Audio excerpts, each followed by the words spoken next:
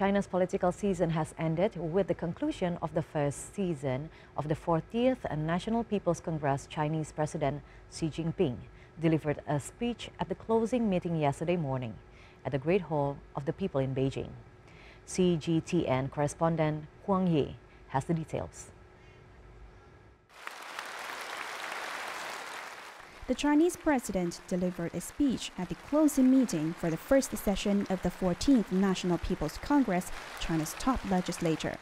The great rejuvenation of the Chinese nation has entered into an irreversible historical course.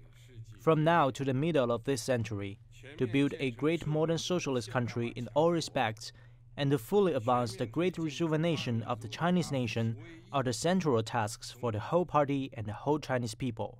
The relay baton of strong contributing and national rejuvenation has fallen in the hands of our generation.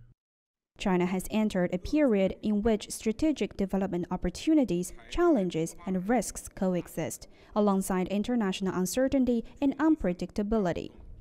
The country is working with all its might to embark on a path to modernization that suits its own national conditions, making strides towards its second centennial goal of building a modern socialist country that is prosperous, strong, democratic, culturally advanced, harmonious, and beautiful. In the meantime, it's playing a more important role in the world, helping to build a shared future for mankind. On the new journey of building a great modern socialist country and advancing the rejuvenation of the Chinese nation, we should unswervingly advance high-quality development.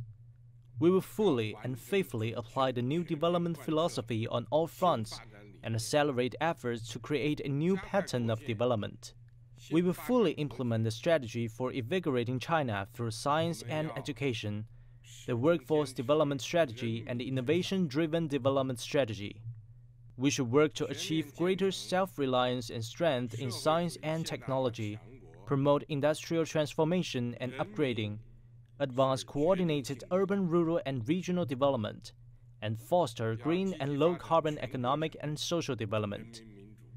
We should work to effectively upgrade and appropriately expand the economy, and continuously increase the country's economic strength, scientific and technological capabilities, and composite national strength. This year's NPC session ran from March the 5th to the 13th.